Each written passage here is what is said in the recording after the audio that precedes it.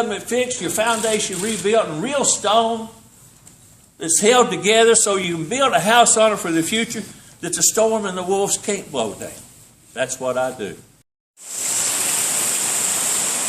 NBC Suites, Lexington, Kentucky. It's actually freaking gorgeous. Nice skylight. Like 4 or 5 stories. Some restaurant. There's actually some sign over here. Somebody for something. It's actually the Kentucky Association of Realtors are having an election. And it says vote for Mike Becker for their president-elect. So, I don't know if he is the president-elect or he's running for the president-elect. He should be running for president, right? The president-elect just means you've already won the thing and you are the president-elect, but the other person has to finish out their term. So,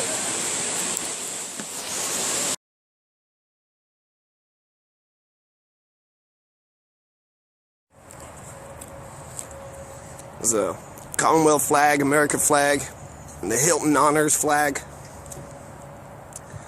Here at the Embassy Suites, Kentucky Association of Realtors is putting on a forum. Not expected Jack Conway to show up, because what does he care about realtors, right?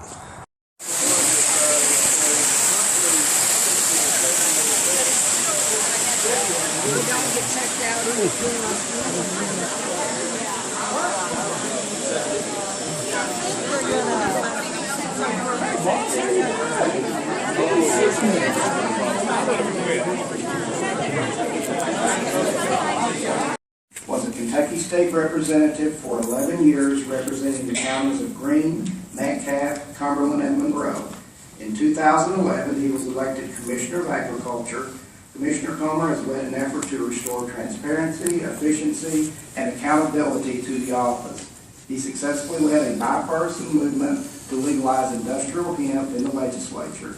His office created the Homegrown by Heroes, which highlights Kentucky's military veteran farmers, and created a new dairy program within the Kentucky Proud program. Commissioner Comer served as a director of the South Central Bank for 12 years.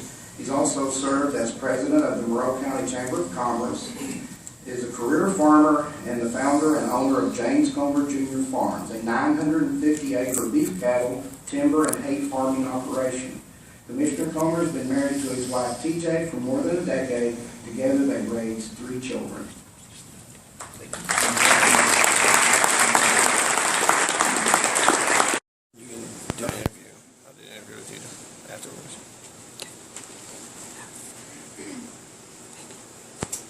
I'm gonna change the world. So what you eating there, sport? Apple. For all you Dennis and Menace fans. I'm actually here a little early at the Kentucky Association of Realtors Forum. Most of the Republican candidates, I don't think Jack Conway will show up. Jack Conway's playing politics. And let's see, here's a House Licensing and Occupation Committee members. He's immediate past president of the Kentucky Sheriff's Association. I'm a former deputy chief justice of the Kentucky Supreme Court. Rodney Coffey's a real walking talk. I've got a tremendous running mate that I'm really, really proud of that really pulls his part of this wagon. Now, you've heard a lot of comments. I want to hit some high spots. You know, I love the people I'm running against. They're everyone great people. And if they needed the last dollar that I had in my wallet or my shirt on my back, I would give it to them. But as Ronald Reagan said, I'm not afraid of what a person knows. I'm more afraid of what they think they know is not true. I'm more afraid of what they think they know is not true. I'm more afraid of what they think they know is not true. So this will be all the important people for the Kentucky Association of Realtors. As you can see, it's a empty room for right now. He has a master's degree in mechanical engineering at UMass Amherst and came to Kentucky in 1982. He He earned a master's degree in agricultural economics at UK. Mr. Young worked for 14 years in Frankfurt, where he promoted energy efficiency and renewable energy technologies for Kentucky State Energy Office.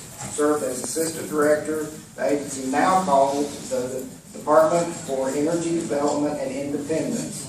His civic involvement includes the Sierra Club, Good Foods Co-op in Lexington, where he served as treasurer, board member, and board president. He took a leading role from 2009 to 2013 in forming the Kentucky chapter of the Green Party. He met Claire Carpenter, married her in 1981, and lives happily in Lexington.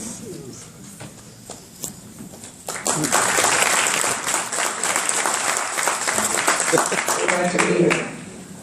And I do appreciate being invited. There are 6 candidates, and I'm the 5th and final presenter. The other Democrat didn't show up. The other Democrat didn't show up. The other Democrat didn't show up. Now, I've heard a lot of comparisons to Tennessee. I love Kentucky. I live in Kentucky. I will die in Kentucky.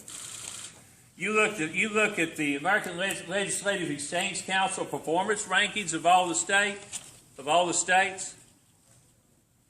They rank job growth over the last decade up through 2013 on farm and non-farm. That's the only 2 categories you got.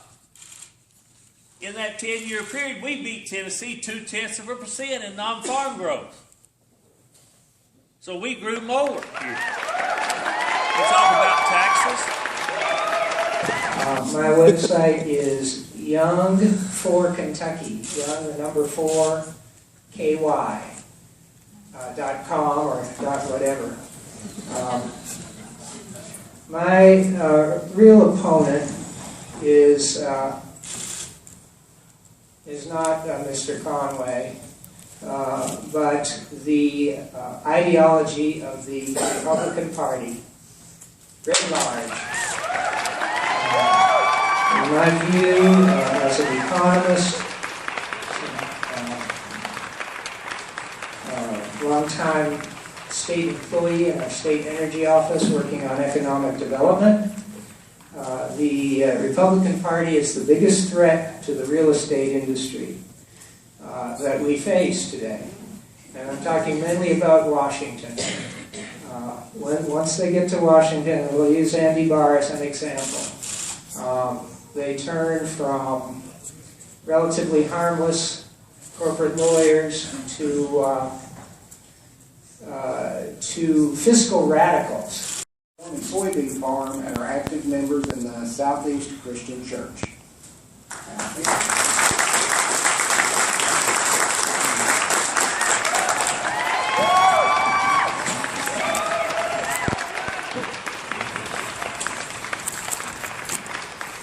It's an honor to be here with you this afternoon. In this run for governor, I feel like I'm doing what you would do. We have so many things in common. I'm a licensed real estate professional. I've been there for decades, and I've walked in many of your shoes. Like you, I've heard firsthand from families as they're making their decision, wanting to know how safe is this community. It's important. Like you, I've heard those same families talk about what are the educational options? What's the quality of the schools nearby?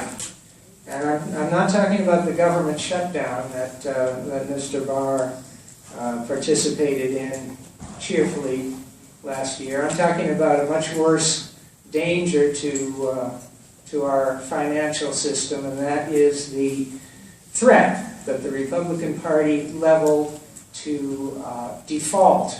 It was the debt limit crisis that was serious. Government shutdown was trivial in comparison. The Republican Party simply is irresponsible and reckless when it comes to the economics, financial system of our country.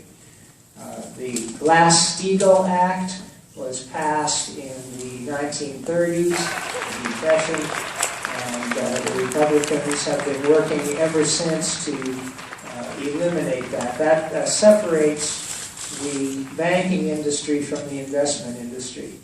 Well, here's the one thing about being a bee. If there was an Anderson, I could have heard the questions first from somebody else. So for the rest of you that will follow me, you're welcome. My attitude on tax reform, here's the problem. We have got, I alluded to it briefly, we've got an antiquated tax system in this state. From everything, including, and to tell you, as realtors, you should probably appreciate this unless you also have a joint license in places like Florida, because even the fact that we still have the death tax like we do in this state is insane. We incent people with money to leave this state when they get older. Why would we not want a structure in which we incent them to stay here? Because guess what? Where Mama, Papa are, or Pops and Nana, or whoever you want to call them, so too are the children and grandchildren very often. That is a core piece of who a state should be. We should make this a place that you don't want to flee from as your years wane. That's one little piece of it. But the truth be told, as it relates to the corporate tax structure, this is not as perfectly clean as a zero-sum game, but it's not that much different.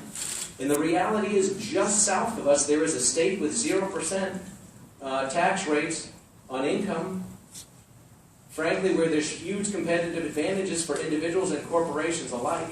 If we don't think that is coming at our expense, we are kidding ourselves. You can feel the heartfelt concern for their children and their future. You know, like you, I've heard them talk about infrastructure, of all things, roads. They don't want to spend with the busy life today. They don't want to spend their life stuck in traffic. And something else that I know you know very well, they're concerned about not just their home, but the investment, which for many Kentuckians is the largest investment they'll make in their lifetime. And as you've learned, and I've learned through the years, that nothing protects that investment like a vibrant economy. You know, you may know me as a builder of business parks, and some in here may know me as a tireless advocate for big reforms in education in Kentucky, big improvements in education. But you may not know that as the oldest of 6 children, I had the privilege of helping pay for my education. So through high school and college, worked multiple jobs, often had 3 jobs at one time. But one job really stands out because of its impact on my life. As a very young real estate licensed salesperson, I would spend part of my weekends in my car waiting at rural acreage sites, hoping someone would come by so I could give them the tour of the property. Now, I know many of you know what I'm talking about, but this was my first realization of the hopes, actually it was the longings, that a potential customer would come by on one of those open house days. So I know what many of you face in your business. But after I finished engineering school, I had the opportunity to work on the design and layouts of new residential communities, new business parks, roads and bridges across Kentucky, water and sewer lines.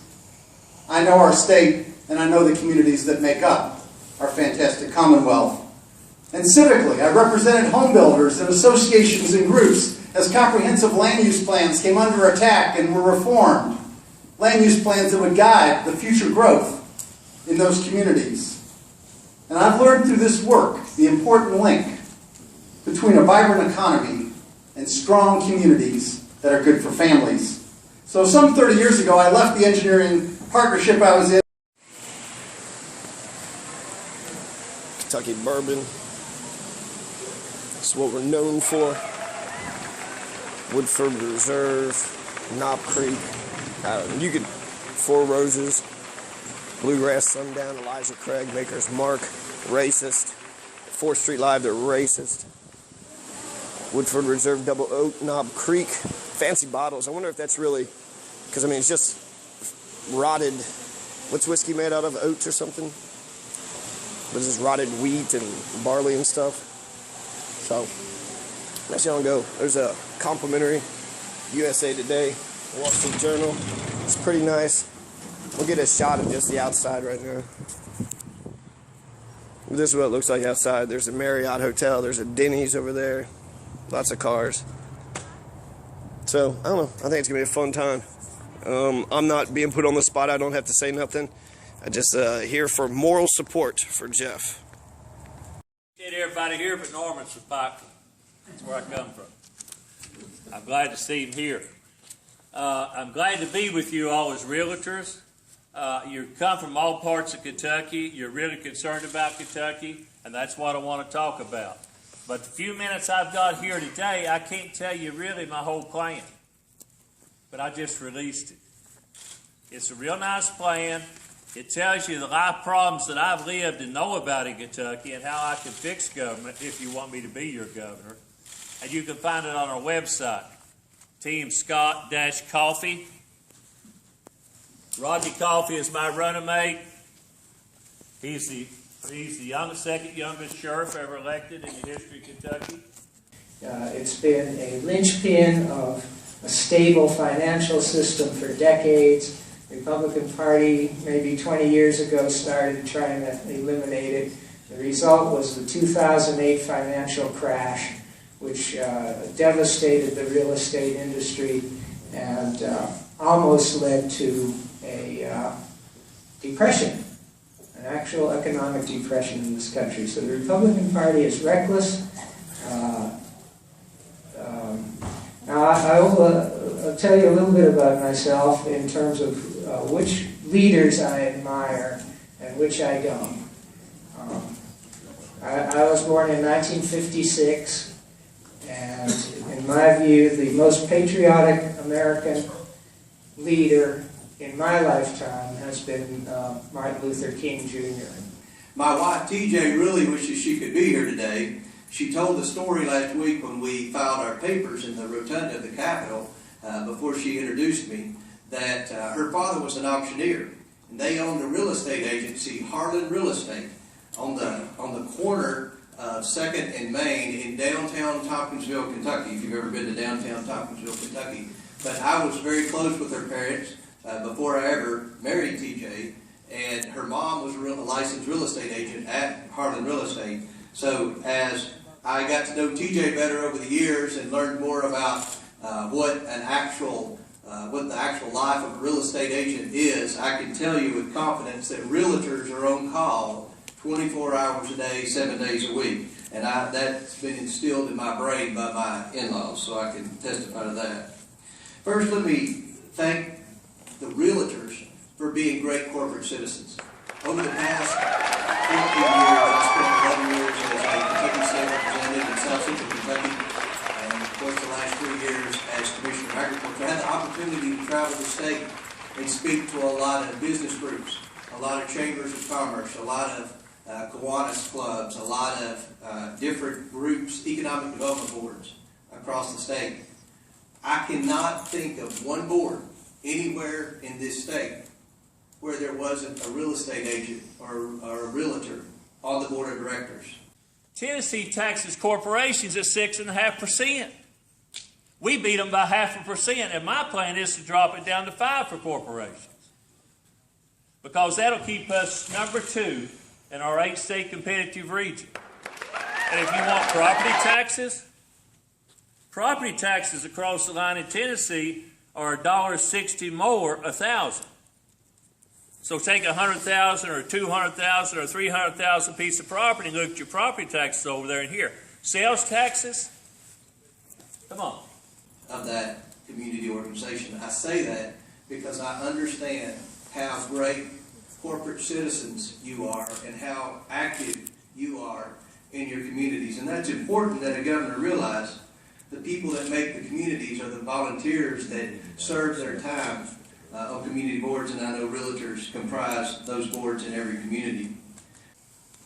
9.75% sales taxes in Tennessee. God, I love 6%. 9.75% sales taxes in Tennessee. God, I love 6%. 9.75% sales taxes in Tennessee. God, I love 6%. My primary focus as governor will be to grow the economy. Before we can grow the economy, we have to change the business climate in this state. So, you know, Kentucky's a great place. Income taxes in Tennessee, they don't need them. They do tax everything except salaries and wages on the income tax. Don't miss that. They do tax that at a higher rate.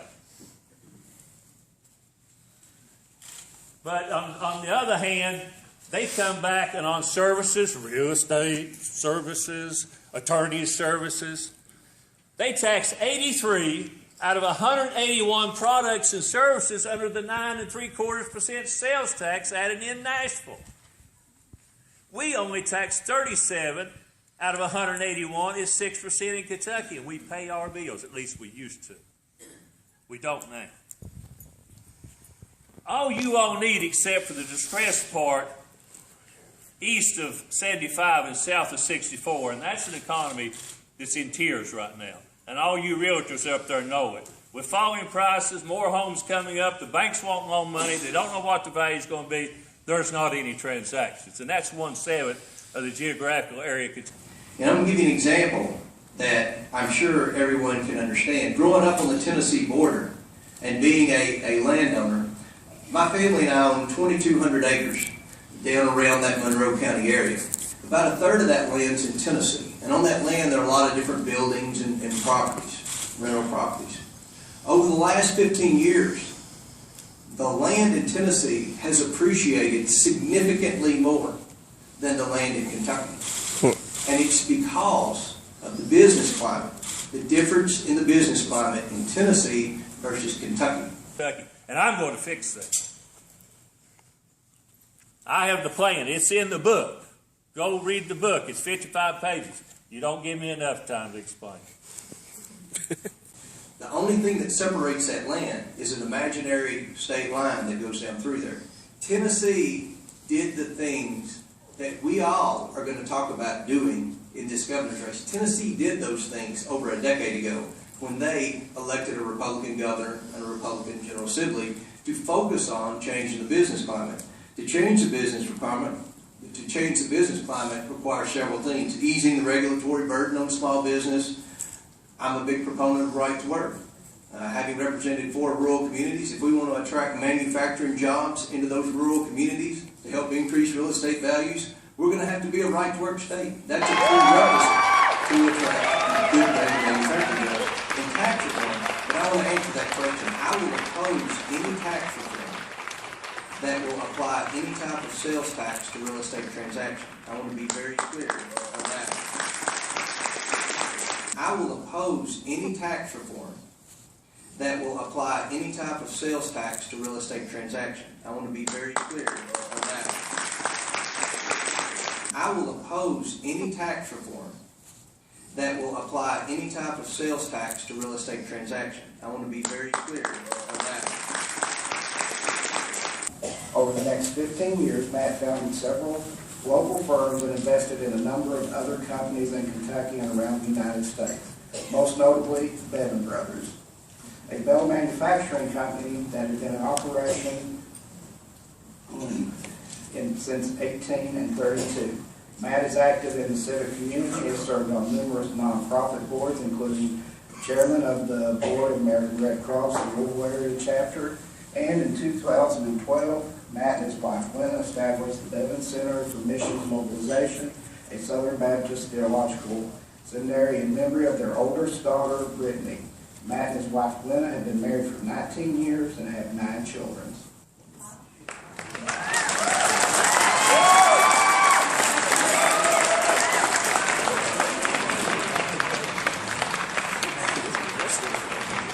That might be all you need to know. It sounded from that intro a little bit as if I might have started a company that began in 1832. I do want to clarify that while I do now run that company, it was not founded by me in 1832. I'm reminded briefly, I know I've got 7 minutes here, and there's only so much I can truly tell you about my vision for Kentucky in 7 minutes. I'm reminded of a teacher who taught a bunch of 8-year-olds. She told them all to draw a picture of anything that they like, and as they were drawing pictures, she circulated around amongst their desks and looked over their shoulder, and she came up behind little Sally, saw her drawing something, and said, "Sally, what is that you're drawing a picture of?" And Sally said, well, I'm drawing a picture of God. Her teacher said, well, Sally, nobody knows what God looks like. And Sally said, well, they will in a minute. And I don't know if in 7 minutes I'm going to be able to truly tell you enough about me or my vision to give you a full understanding. But all you want is you just want a stable economy.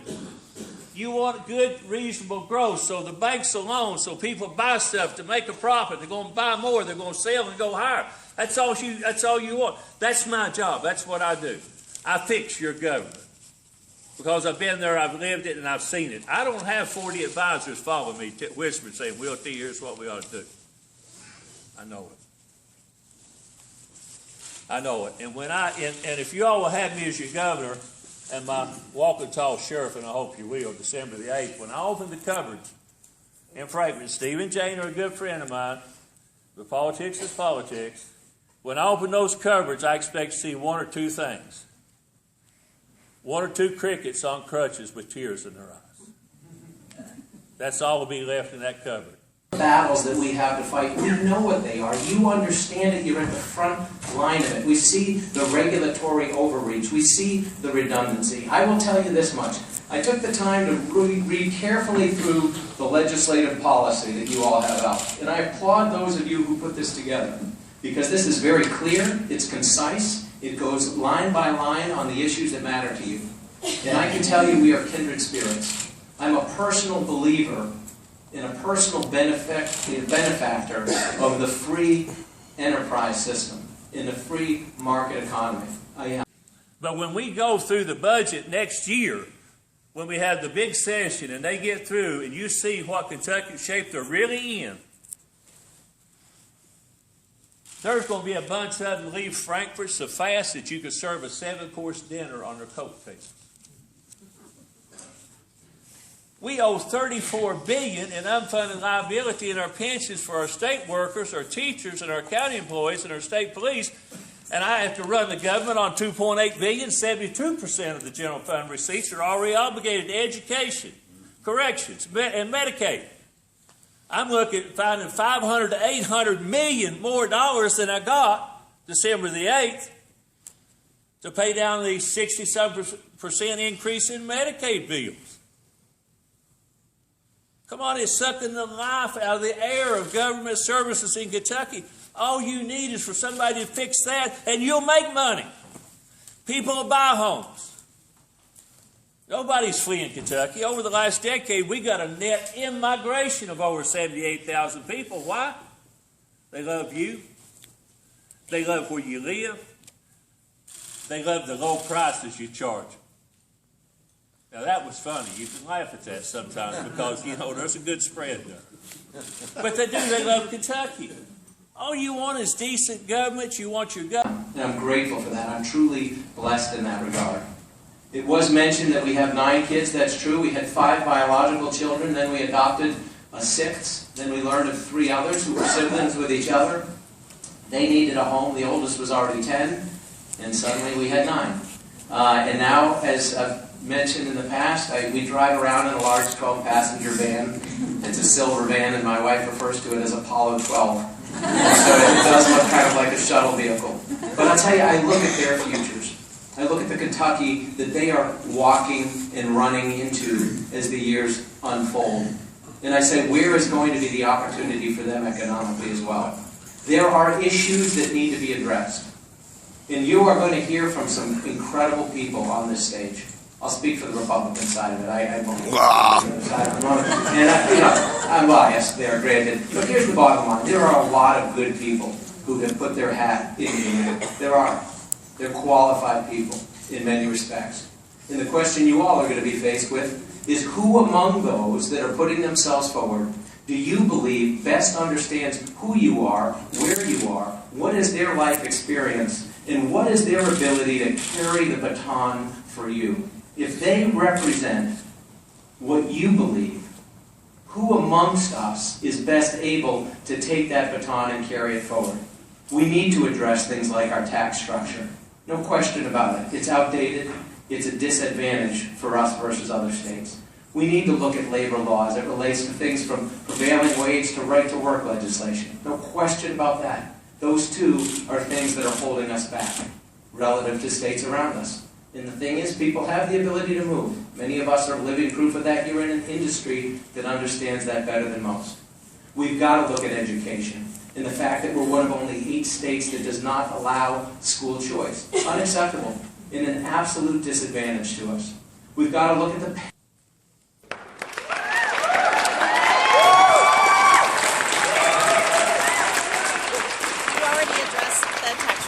issue, so thank you for answering that question. As governor, if elected, what's one thing you will do to improve real estate in Kentucky? Well, defend the middle class. We also heard, what I heard were a lot of favorite GOP talking points. Somebody mentioned Obama's war on coal. Oh my goodness, I worked, this is my professional career for 14 years in Frankfurt. I worked on developing alternative technologies for Kentucky to diversify our energy sources. There is no war on coal except that being waged by corporations that engage in fracking. In Ohio, West Virginia, states to our northeast. Natural gas, cheap natural gas from fracking is what's undercutting our coal industry. And I will also fight to protect the mortgage interest rate deduction. Those are 2 issues that I know are very important to everyone in here. I will be an active, accessible governor who fights for small business owners and who fights against excessive government relations. Our excessive government regulations, and I have a track record as Commissioner of Agriculture against fighting back against the federal government overreach and state government overreach. Being accessible means I will work with trade groups like the Kentucky Association of Realtors. I know that you all are the experts in your field, and it's important that the governor has great relationships with the trade association. I cite my tenure as Commissioner of Agriculture. If you know anyone in an agricultural trade group, a commodity group, ask them about the relationship they have with the Department of Agriculture. I am confident that they will say it's the best relationship they've ever had. It's an open door policy. I'm active and accessible, and that's what we need in a government. I'll work to pass good legislation and fight against bad legislation. And I know you all have some legislation this session. An efficient energy system for all sectors of the Kentucky economy. Obviously, Jack Conway has a lot of name recognition. How do you feel you're going to be able to compete with him in the primary? I think it will become clear to the voters, Democratic voters of Kentucky, that he doesn't really have constructive ideas when it comes to addressing the 4 major issues I just mentioned. I have an in-depth understanding of these issues. I think they're the most critical issues facing Kentucky. And I'm sorry to say that Jack Conway has a record of avoiding the issues when he campaigns. And I'm the issues candidate.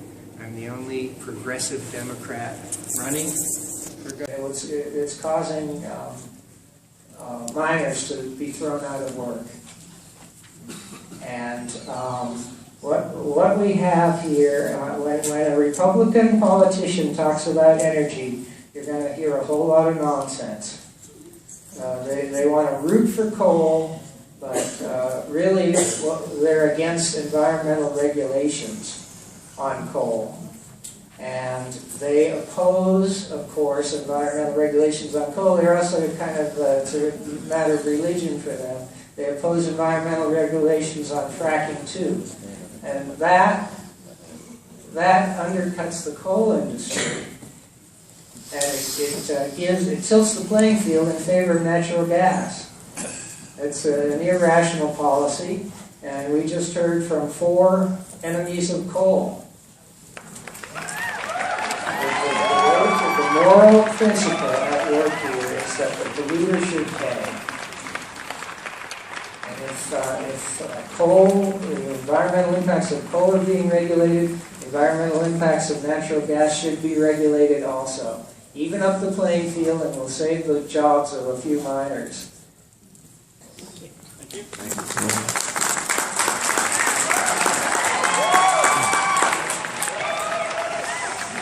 Okay, that brings us to the end of our meeting today. I'd like to thank all of our gubernatorial candidates for showing up and give them a round of applause.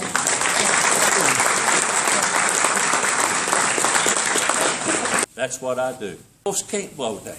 That's what I do. Government fixed, your foundation rebuilt in real stone that's held together so you can build a house on it for the future that the storm and the wolves can't blow day. That's what I do. Government fixed, your foundation rebuilt in real stone that's held together so you can build a house on it for the future that the storm and the wolves can't blow day. That's what I do. Government fixed, your foundation rebuilt in real stone that's held together so you can build a house on it for the future that the storm and the wolves can't blow day. That's what I do. That's what I've lived. That's what I know. I know government. And if you all will have me and my walking tall sheriff, I'd love to serve you because that's the only reason I'm in it for. He was elected in 2010, immediately cut the tax rates, as all four Republicans today have said they wanted to do. He slashed the tax rates, especially on the wealthiest and most powerful members of 1%, really, of Wisconsin. The result was an instant budget crisis, and then he got out his chainsaw. On the wealthiest and most powerful members of 1%, really, of Wisconsin. The result was an instant budget crisis, and then he got out his chainsaw. On the wealthiest and most powerful members of 1%, really, of Wisconsin. The result was an instant budget crisis, and then he got out his chainsaw and cut education. He cut services, he cut investment in infrastructure, and now I've been involved actively in the political arena for 36 years. I've been involved in issues mainly, not running for office. I ran for office in last year against Andy Barr. I lost the Democratic primary last May, but I got 39% of the Democratic vote. And I do that 25% of you. I've heard a lot of political rhetoric in the last 36 years. I heard more of it today also. And what I heard is a lot of code words. Mr. Scott said that tax reform, comprehensive tax reform, is a code word for raising your taxes. Well, I'm going to talk about some code words here that I heard today. When he says income taxes will decrease. When Hal Heiner says we have to reduce the personal income tax rate. When Mr. Comer says Tennessee has no income tax, we should aim for that. When Matt Bevin says we have to do away with the death tax, and Tennessee has a 0% income tax rate. Okay, what they're talking about is class warfare against the middle class. Income tax rate. Okay, what they're talking about is class warfare against the middle class. Income tax rate. Okay, what they're talking about is class warfare against the middle class. Regulations are obsolete, antiquated regulations that slow down growth in the state. We have to get them out of the way. We need to grow jobs in this economy. We need a governor that will help Kentucky become in the top 10 states in the U.S. in business climate. And then just watch us take off, which is good for families. That will help Kentucky become in the top 10 states in the U.S. in business climate. And then just watch us take off, which is good for families. That will help Kentucky become in the top 10 states in the U.S. in business climate. and then just watch us take off, which is good for families. Ladies and gentlemen, we have to change Frankfurt.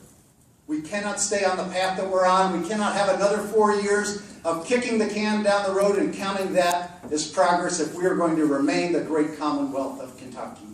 We cannot stay where we are. We cannot stay with the tax code we have today. We cannot stay with the regulations the way they're enforced today. And we all know, as you've read, the financial difficulties we've had in Kentucky. We cannot stay on the financial platform we have today. So I ask you to join me in taking Frankfurt back. I ask you to say no to the insiders that have been entrenched in Frankfurt for decades and say yes to job growth, yes to new choices in education for our kids. That's what they're talking about. Sales taxes are regressive. Flat taxes end up being regressive in practice. We had a couple of Republicans talking about implementing right to bust unions. That's what I call it. That's a code word. Right to work is a code word. What they're really talking about is class warfare against working people. In states where unions are strong, the middle class is strong. Their economies do better. We need more unions and stronger unions, not union busting. So I'm running against the whole Republican Party. Mr. Scott mentioned ALEC, the American Legislative Exchange Council. As governor, if I find out that a bill that's been passed by one of the houses or both houses of the General Assembly were written by ALEC, I will look at that legislation very, very suspiciously. Do you have to lift him or other? Wake up the giant. No, sometimes. Because you need a renaissance before the enlightenment. Because you can't move asleeping people. You have to first wake them up. It's Malcolm X.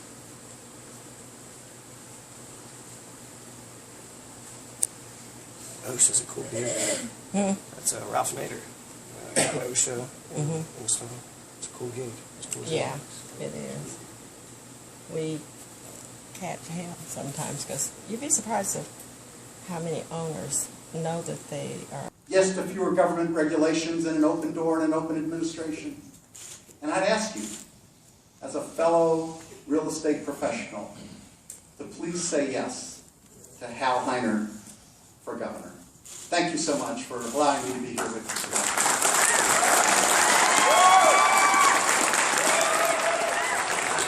Would you mind answering the question? What is your attitude toward tax reform? On tax reform, we sit here today at a 6% personal income tax rate. And I think we know what's going on borders north and south of us. You know, Indiana's at 3.4. We know where Tennessee is at 0. Republican Governor John Kasich in Ohio said we have to find a way to 0 if we're going to compete for jobs. Last summer, in fact, they dropped from 5.9. They were kind of like Kentucky to 5.3. I think it's going to start at 2:30. It's about noon. And Jack Conway's putting politics over people. He's being childish. He's being immature. That's what he's doing. He's playing Mitch McConnell games. You pretend the opponent. You don't call him by name. You say it's the opponent, and that's just how it is. Here's the man right here. The question of what is going to improve our economy, defending the middle class. Comprehensive tax reform is essential. Our current structure depends heavily on personal income taxes to provide revenue for the projects and initiatives that our society has judged are worth pursuing. I will work to encourage that, to keep the personal income tax and to add some tax brackets at the very highest level. The 1% richest and most powerful Kentuckians are not pulling their weight. They're trying to unload the tax burden in this Commonwealth on poor people. That's a scandal. And on working people.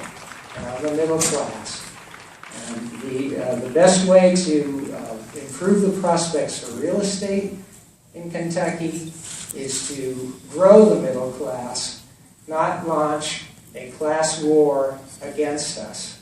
The way the event will work today is like this. We have 5 gubernatorial candidates that are with us today. And his goal is to continue to push down on personal income tax. We have to reduce personal income tax rate. I'm not for revenue generation. Our governor, as the last 2 years, they first started at $650 million more on Kentuckians, and then this last year about $250 million more on Kentuckians, and I think he's just abandoned the effort this year. But the answer, when we're in the top 9 states in the country for tax burden, the answer to grow this economy isn't layering on more taxes. We need to find ways to reduce the personal income tax rate. It's going to take comprehensive tax reform. I don't think we should piecemeal it. I think we need a comprehensive plan to move Kentucky forward. Each candidate will come up, alphabetical order. I'll leave a biographical information about them, and they can speak for 7 minutes. At the end of the 7 minutes, we'll have Anna Elizabeth Delahanty. She is our governmental affairs chairperson this year. We'll ask 2 questions. At the end of that, then we'll go ahead and we'll start out with the next candidate.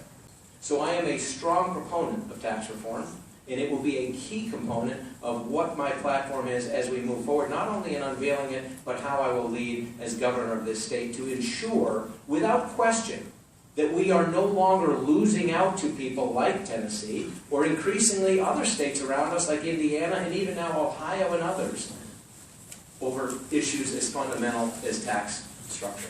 Thank you. And if you're elected governor, what's one thing you will do to improve real estate in Kentucky? Well, I've got 9 kids. I'm doing the best I can. I'll tell you that right now. I mean, there's a lot of future little buyers there. The media seems to be following Jack Conway's lead and treating you like you're not a part of the campaign. Have you filed your candidacy papers? Yes, I filed papers with running mate Jonathan Masters on January 27th, exactly 7 days ago. Since that time, I've challenged Jack Conway to debates on 2 serious issues in Kentucky, racism and what was the other issue? Energy policy. What was it? Racism and... There's a bunch of them. You have a couple issues. Racism, abortion, energy policy, death penalty, and... Death penalty. I challenged Conway to a debate on the death penalty, and I've gotten no word from his campaign. So let's go ahead and begin. First up today will be Matt Bevin. Matt grew up in a small rural town in New England. He graduated from Washington and Lee University in Virginia with a 4-year ROTC scholarship. Upon graduation in 1989, Matt served 4 years in the U.S. Army, ultimately rising to the rank of captain. After his military service, Matt worked for many years in the financial industry. In early 1999, a job opportunity, National Asset Management, brought Matt and his wife Glenna to Kentucky. Thank you. And one more question. If elected governor, what is one thing you will do to improve real estate in the Commonwealth? Well, I talked earlier, the most important thing is to grow the economy. We have to grow the economy in Kentucky. Many of you saw last summer we had a $91 million shortfall in the state budget. And you need to look behind those numbers for just a minute, where that comes from. Was it just a bad estimate? Well, what we see is they projected revenue to go up 2%, about at the rate of inflation, when in fact our economy only grew at 0.9%. Revenue grew at 0.9% in Kentucky, less than the rate of inflation. We cannot stay where we are. So certainly, from a job growth standpoint, putting Kentucky in the top 10 states in the country in business climate, we have to be about that day one. Of what's at stake in this race. But I will touch briefly on a couple of things. Number one, I did grow up in a pretty rural environment. I grew up in the country, a town of 250 people. My parents moved there in the late 60s and bought a house and a barn and a bunch of land for $20,000 and raised a family of 8 in it. And it was a good way to grow up, but I appreciate firsthand the value of what it means to own a home and how significant a part of the core of a family and of the American dream that really is. But I'll give you one more specific area, and something that I have seen in my years in business, both on the engineering side and on the business park growth side.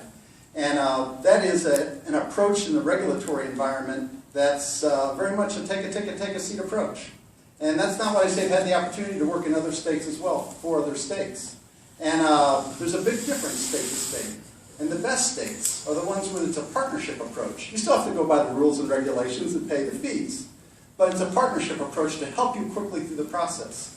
And we grew pretty much everything we ate on our own land, had animals for a variety of things, meat, eggs, milk, etc. And it was a good way to live. It was a good, simple, humble way to grow up. But we were talking, earlier I was speaking with Molly about the fact that sometimes when you grow up in a small town, you grow up, you move away, and there's nothing to bring you back again. And a strong economy is critical in every environment for there to be the kind of economic activity that creates the opportunity for your business to thrive.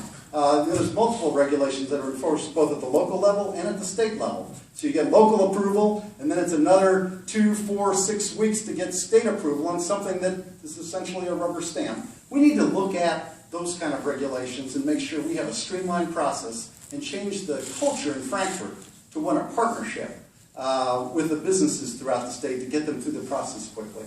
So regulatory reform, cultural reform would be a big item. Thank you. Okay.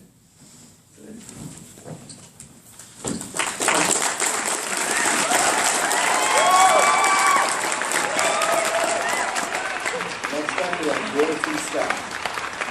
William Thomas Scott is a former Associate Justice of the Kentucky Supreme. And you all have as much of your finger on the pulse of what it takes to be a part of the American dream as any industry that exists. And you know that. I'm preaching to the choir in some regards. I was able to pay my own way through college, went to W&L as was noted, joined the military. That was a fantastic experience. And I'm grateful for the chance to have served active duty for a number of years. But I've been out for 20-some years. I bought my first home when I was 23 years old. I still own that home, believe it or not. And have rented it out, and it's been a good experience. But I have always appreciated and valued how critical, how important it is to have that ability to tie yourself to the fabric of this nation through home ownership. I understand that there are things that are at stake for us in this state and in this country. We know that to be true. I could sit here and take the remainder of my 7 minutes talking about all the... Thank you very much. It's great to be back to the Kentucky Association of Realtors. I look out in the crowd, I see a lot of friendly faces that I've worked with over the years. Appreciate the invitation to be back, and I appreciate this forum. As a small businessman and a major landowner, speculator, I really appreciate a good real estate agent. I look out into the crowd and I see a lot of good realtors here, and I know how important those are to the industry. And the fact that we're so significantly underfunded. I've spent the majority of my life in the investment business. I do own all or part of 10 different companies, ranging from base level manufacturing to software to investment management to medical devices. I employ scores of people, millions of dollars in payroll. I say that not to you for any reason other than the fact that I'm blessed to be a person who's had these opportunities, and every single day I understand where the rubber meets the road. I understand the impact of overregulation. I understand personally what it means to meet a payroll and for people to worry about whether or not they're going to be able to afford another home. I can tell you this much, if you know it. There's no homes that get sold when people are not economically sure-footed. If they don't have economic stability or don't feel good about where they are economically, there's not a lot of business transaction happening in the real estate marketplace. I understand that firsthand. I know what it's like to live below the poverty level, and I've been blessed to live above it as well. I've seen the spectrum. My running mate, Janine Hampton, is extraordinary. She paid her way through college, got a degree in industrial engineering while working full-time at General Motors. She went on to join the military, was an active duty Air Force officer for 7 years, including being deployed in the first Gulf War. Got her MBA at a top business school. She has worked for 2 decades in the packaging industry, including being a plant manager. production manager being involved in sales. She's a black woman who brings a perspective to this state, and to this party, and to this race, the likes of which has frankly been a long time in coming. But she is as gifted and as educated and as qualified as anybody on any of the tickets you're going to hear from. And she is somebody who I'm honored to have running with me. She lives in Bowling Green. We will be unrolling in the months ahead exactly where we stand on all these things we've discussed. And I would be grateful for your consideration. I really would. I'd be grateful for your looking at our candidacy, at my candidacy to stand for governor for the state of Kentucky. This is an extraordinary Commonwealth. We know that. But what's going to allow us to keep what has made us great in the past, to keep us strong as we go forward? Who will carry that torch? I'm volunteering to be that person. And I would be grateful for your consideration. I really would. Thank you very much. And I appreciate you having this forum where we could speak. Not a word. I proposed several dates where we might have a debate sponsored ideally by the Kentucky Democratic Party, but apparently he's not interested in debating the issues. And I call that unethical because it means that he wants the Democratic voters of Kentucky not to be informed about who their choice is. The media seems to be parroting everything Jack Conway is saying. And if you were to look at the Herald Ledger and the Courier-Journal, I think this is going to be a worldwide election. I think the whole world actually is watching. There's nothing else going on this year. There's only 3 governor's races. And you were able to get 40% of the vote with your congressional campaign pretty much in the same fashion. So I don't know if there's a question here. There is. I believe when I ran for Congress in Kentucky's 6th District against Andy Barr 1 year ago, my Democratic rival at that time also avoided ever appearing with me at a debate. Except the last, during the last couple weeks, the KET had its forum. That wasn't a debate either. And what she was doing was the same unethical campaign tactic that Jack Conway is using, is to pile up money and pretend that you have no opponent.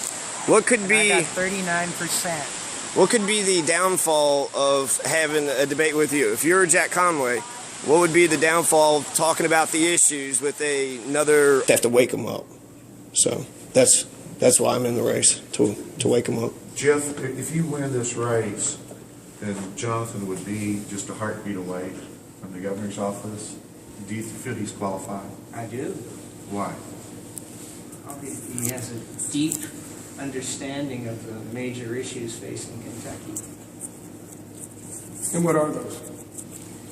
They are racism, class warfare of the richest and most powerful 1% of the population against all the rest of us, the 99%, abortion, in which the Republican Party has taken a completely immoral position and written into its platform since 1980, and energy and the environment, where we need to develop a more sustainable opponent, the only Democratic contender. If you're to put yourself... I'm the only progressive Democrat running for governor this year. And I think the downside for Conway is simply that he wouldn't be able to pretend he has no opponent anymore. He would have to actually engage in the issues. I think it's a problem because I think Conway lost to Rand Paul in 2010 because he failed and refused to engage with Rand Paul on the issues. And the Kentucky voters ended up going to the polls and not knowing who Jack Conway was. They still don't know. He still hasn't said anything that affects the lives of Kentuckians. Could you say you're the Occupy Rand Paul? What? Is it, you're like Rand Paul's sort of rode the Tea Party to victory, and so kind of attacked Conway from a different perspective. So I wondered, like, I'm interested in the votes of, one, Democrats who want to win, Democrats who want to keep a Democratic governor in office. With Jack Conway, he's a sure loser. He hasn't learned how to run a campaign. He hasn't learned how to engage the issues. You think he'd be scared? You think he'd be scared too? He's scared. He's scared. He's taken a number of issues in past campaigns which are, frankly, immoral. He supported George W. Bush and Dick Cheney when they wanted to invade Iraq. Jack Conway was right there, running for Congress, saying that he supported that invasion. I mean, beyond that, here's what I know. I love real estate. I say this not to be gratuitous. I own a number of properties, ranging from single-family homes to including the first home I ever bought that I now rent, and some other properties as well that I rent, all the way up to buildings that are 100,000 square feet in size. I love real estate. I understand it. It's always been intriguing to me because it really touches on the absolute core of what makes our nation unique in many respects. It really does. And in Kentucky in particular, we have 71%, I'm preaching to the choir, I know that, but we have, for those reporters that are here, 71% of home ownership in this state, which is higher than the national average. That's waning a bit. It's waning everywhere a little bit. But truth be told, there is no reason why our state, because of our geography, because of our demographics, because of our meteorological advantages, 4 seasons but none too extreme, because of our location with riverways and highways, we're right smack dab. We should be as much of a magnet as anywhere in this country, bar none. Bar none. I mean, God bless Texas, but it gets pretty hot there for a big part of the year. Kentucky, we are blessed. And we should be as much of a magnet as anyone, and it will be absolutely a cornerstone of who I am, what I do, as we unfold things to ensure that this will be a magnet for everyone in this country and around the world as well. And I appreciate, again, your time, and please do follow. Well, I've spent 36 years actively involved in the political arena, and I've heard a tremendous amount of political rhetoric. And what I heard today was 4 Republican candidates. I couldn't tell them apart in terms of their position on the issues, in terms of their ideology. They all talked about reducing personal income taxes, and they used the phrase right to work, which I call right to bust unions. And it's code words. What I heard was they're going to follow the pattern of Scott Walker in Wisconsin. Republican, was elected governor in 2010. As soon as he got in there, he slashed taxes for the richest and most powerful 1% of the population, and he basically took a chainsaw to everything in sight, especially education. What I heard was that we're in for the same thing in Kentucky if our next governor is a Republican. Out of all the 4 candidates, out of Will T. Scott, James Comer, Heiner, and Matt Bevin, you think they're all going to crash and burn the budget like Scott Walker's Wisconsin did, and then just start slashing education, K through 12, college, Medicaid, anything that they could start slashing? Based on the code words I heard them all use today, 1, I can't tell them apart, and 2, that seems to be exactly what they want to do. They want to follow the pattern, the recipe established by Republican Governor Scott Walker in Wisconsin. Why do you... I mean, they schmoozing Matt Bevin, right? Ooh, he got money. Let's talk to him. And then they laugh at you. Oh, this other guy, he's not serious. He comes to a forum, he's making speeches, he paid his money. What do you have to do to be serious?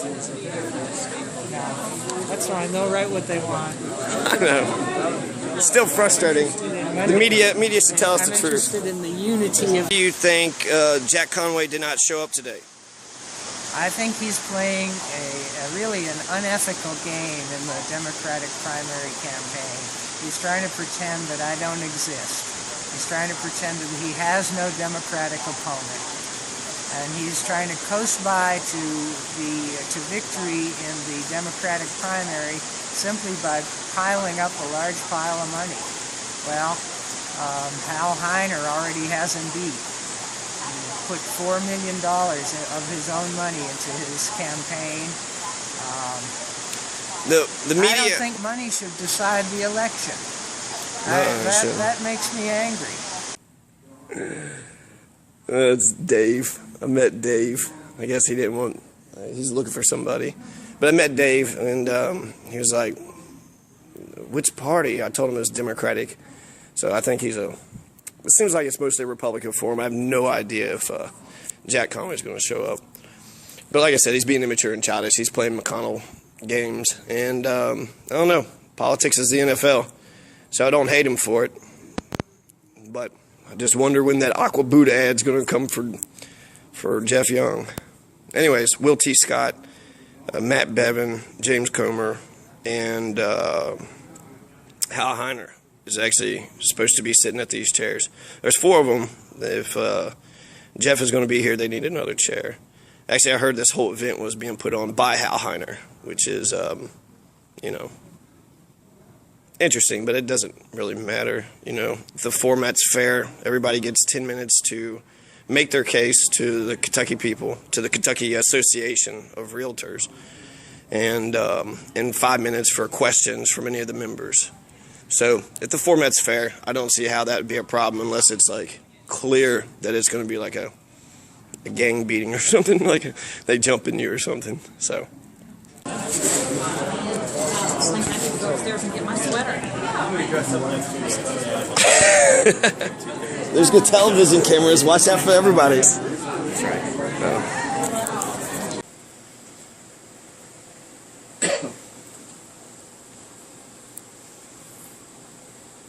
You all just line and wait. Yeah, I just popped out of nowhere. Today. They like me.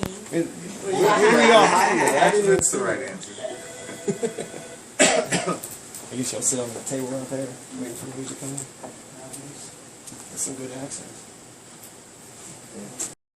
Let me hold it. I got you some.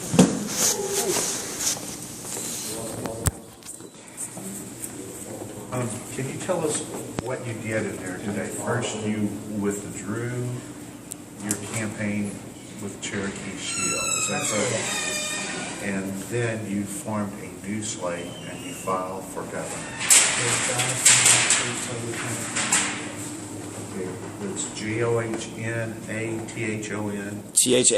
Than. And Yeah. Master. S.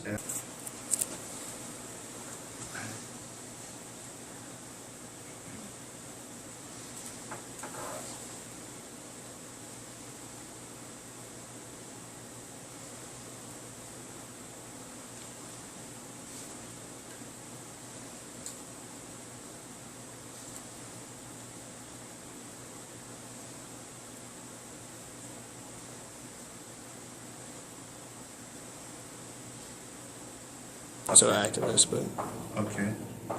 You want to mention your work with organized labor? yeah, I've worked with the AFL, with Work in America, the AFL-CIO, as a community affiliate of the AFL-CIO. So,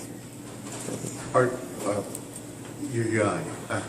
May I ask your age? yeah, I'm 33 years old. Is that qualified to be? Yeah, you have to be 30. You have to be 30? Yeah. Is not constructive. Suing the U.S. Environmental Protection Agency. Just with my memory, you are a retired engineer. That's right. That's your trade. You can say that I'm retired from assistant director of the Kentucky Energy Office in Frankfort. I was assistant director for approximately 9 years of the State Energy Office. Okay. And that's been reorganized and now goes by the acronym DEDI, D-E-D-I. Yeah. Mike Webb, Fair Journal. Oh, that's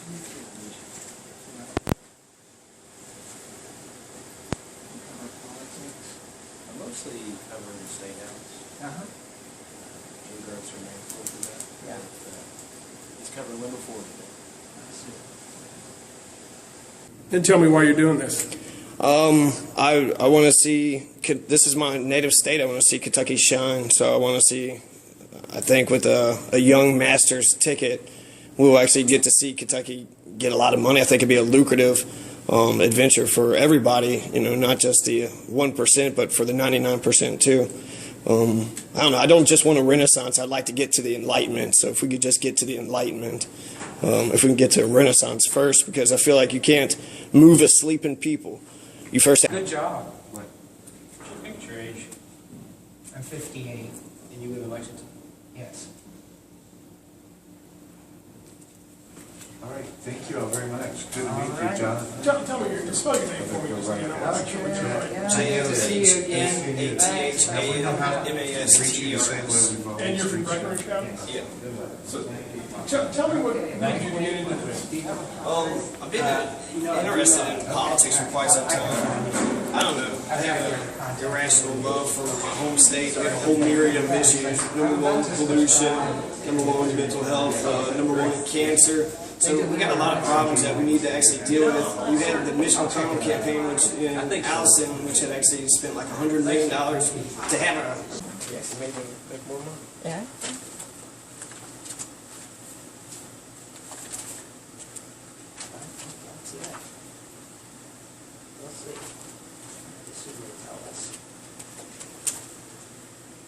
I have one other point I wanted to ask you. Did you want to clarify with a different running mate so that it's clear which slate you are withdrawing?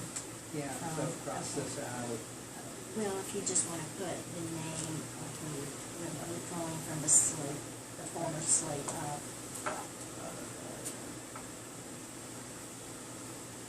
Are putting their employees in jeopardy and don't care. Right. It's all about the money. Yeah, without you guys, I don't know if they even care about the health and safety of workers. And I don't think making money and human rights should be like the opposite. I agree.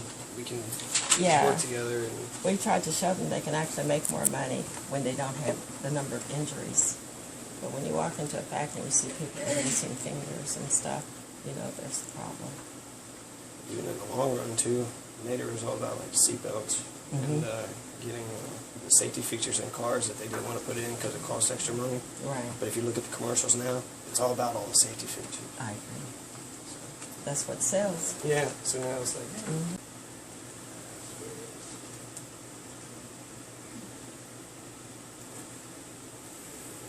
With a different running mate. In other words, he's the new running mate. Correct. Okay. Okay, thank you.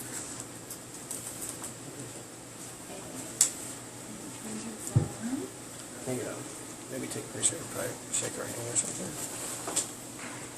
Anything else? Anything that's worth this time.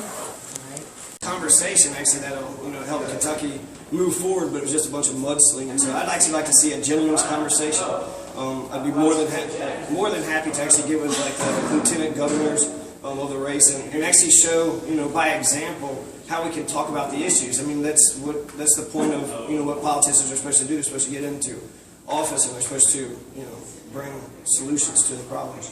Have you done any run for anything else at any other time? I ran for state representative for the now defunct and gerrymandered 30 years, 61st district. But that was more, I don't know, it was more as to get issues to be actually known. I believe actually I got a candidate right now that, should win. That should be the governor. So this is a little bit different than the past race that I have. I also worked on Ralph Nader's presidential campaign too. If you cover Frankfurt, you cover politics. Good point.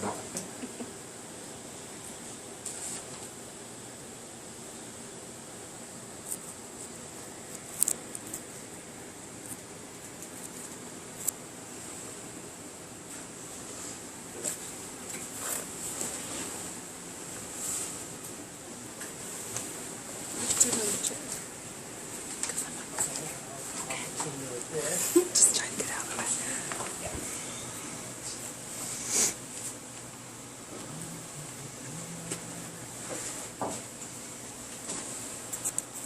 Do you think your age will help get people interested? I think so, sure. I mean, yeah.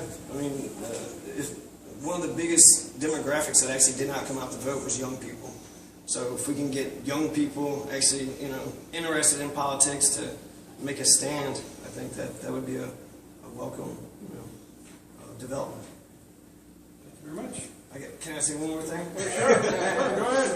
I also think, I said that before, it would be a lucrative endeavor with a young master's ticket, but I also believe that when I look at Kentucky, I think the most beautiful things about it is the landscaping, the environment, and there's green trees, green grass, green valleys, and I think with a young master's ticket, we would actually see Kentucky go greener.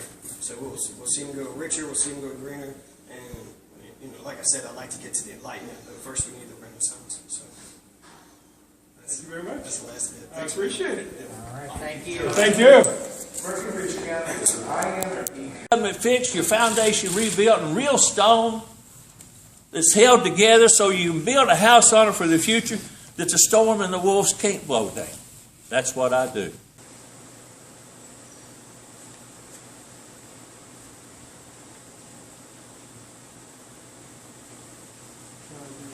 Have a third candidate or not for this office? I know it's not Alan. There were two that, you mean for Secretary of State? For Two governor. filed yesterday. Oh, for Governor and Lieutenant Governor? I haven't had anyone file today. Okay. That would be the last day. I'm guessing.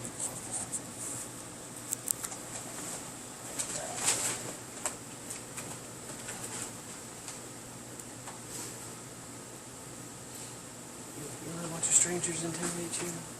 You're so loud You on come the way in up here here. without how much Some one other of those people come big here, books ooh, better be weighs. quiet. They're very heavy. I think it is time to They're very heavy. get into the Renaissance. Yes. I know and my place. enlightenment. No, I don't know. Wait. Everybody's sleeping. I started fighting for y'all when I was 19. When I come back from the Mekong Delta, I never quit. I just changed battlefields. But always for what I thought was right and what I thought was just. This job is not another ladder for me. I don't need any more ladders, and I've climbed all the steps I want to climb. But you need me at the top of this ladder. That's your choice. You watch, read the plan, and when you go vote May 19th, drag everybody with you and say, I'm voting for Old Wheel T. Thank you all very much.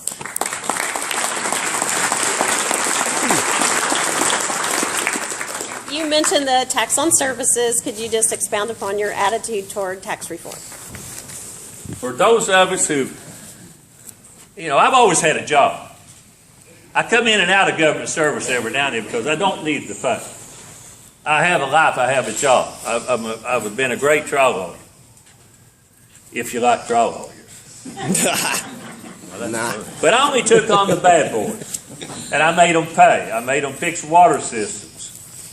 I put $1.5 million to fix a water system over Wattsburg to one coal company. There's a lot of good coal companies. This was a bad one. I got a lot of clients a lot of money, but I made them put up another $1.5 million to build a water system because they destroyed their underground water. But let me tell you, back to your question. Anybody talks to you about comprehensive tax reform, it's a code word. It means we're going to increase taxes. Will T. Scott is not signing any tax increases. Mine are going down. Yes, I will have to grow a smaller government, but I can do that. And let me tell you about a smaller government. We use 564 people per each 10,000 of population in Kentucky to deliver all of our services from top to bottom. Florida and California, 39 million, 20 million, use 464. That's 100. And I'm talking about, of course, his fight against racism, but also in the last year of his life, he came out against the war in Vietnam, and he started using his energy to fight poverty in this country. And in a famous speech 1 year before he was assassinated, this was a speech in 1967, he came out against the Vietnam War, and he said that the triple evils facing our country are racism, militarism, and poverty. Those were prophetic words. A leader I don't admire is the governor of Wisconsin, a Republican named Scott Walker.